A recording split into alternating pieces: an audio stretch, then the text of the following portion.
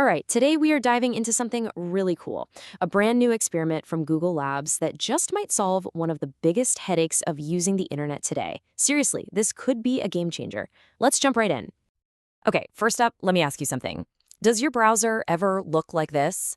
Just, a total chaotic mess of tabs. If you're sitting there nodding, yeah, you are definitely not alone. And look, even Google Labs gets it. This quote from them just hits the nail on the head, right? We've all been there, planning a trip, trying to do research, or just falling down that classic internet rabbit hole, and suddenly, boom, tab clutter. It's a huge pain for pretty much everyone. So what's the answer to all this overload? Well, Google is throwing something really ambitious out there, a new experiment that's designed to tackle this problem head on. Say hello to Disco. And I gotta say, I love the way Google describes this. They call it a Disco-very vehicle. It's such a clever play on words, right? The point is, this isn't just another browser. Think of it more like a platform, a whole new way to explore and, honestly, to completely rethink what browsing the web can even be. And here's what's really key. This is an open experiment. Google Labs is basically putting out a call to all the AI enthusiasts out there saying, hey, come help us build this thing. They want you to get it on the ground floor and help figure out what the future of the web is actually going to look like. Okay, so if Disco is the shiny new car, what's the engine? What's actually making it go? Well, that's where GenTabs comes in. This is what's powering the whole experience. So, GenTabs is the first big feature they're testing out inside Disco. And it's running on some serious horsepower, Google's latest and greatest AI, Gemini 3. What that means is, this is the cutting-edge tech that lets it look across all your open tabs, understand what you're trying to do, and then, get this, build new tools for you right on the spot. And this little comparison chart, it just nails the difference. So the old way, right? That's us, juggling a million tabs, manually trying to piece everything together. The GenTabs way, the AI just gets it. It proactively understands your goal. And it doesn't just give you a summary, no way. It actually builds you a little interactive web app to help you out. And, super important, it always shows you where it got its information, linking right back to the source. So how does this whole thing actually work in practice? Well, it's actually pretty intuitive. You just start browsing like you normally would, opening up tabs for whatever you're working on.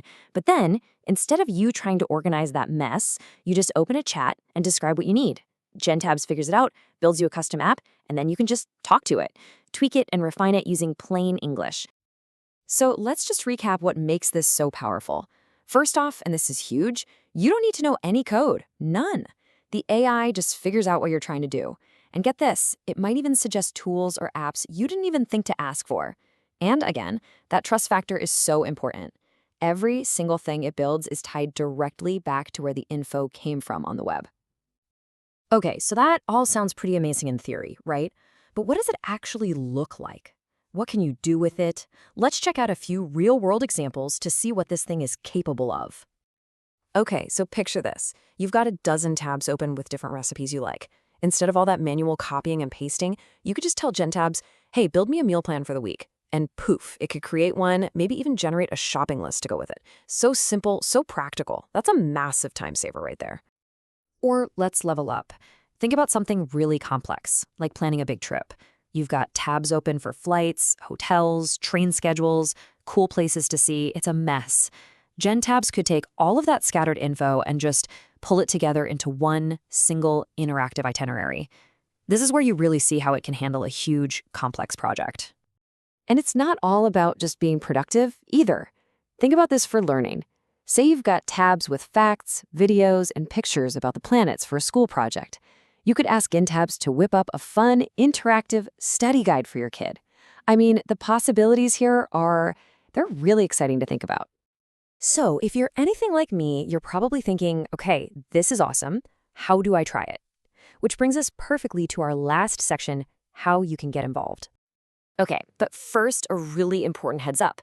Google is being super clear about this. This is an early experiment. It is not a polished, finished product. Things will break. There will be bugs. That's kind of the whole point. It's all about testing and learning in the wild.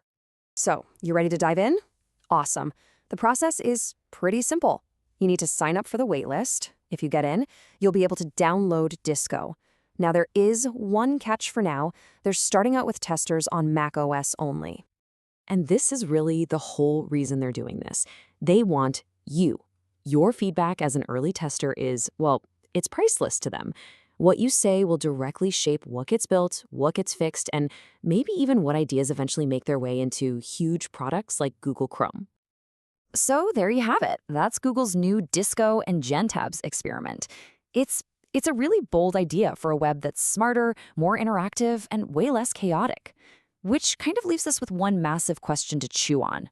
Is this it? Is this the beginning of the end for browsing as we've always known it? I guess we'll have to wait and see. Thanks so much for tuning in.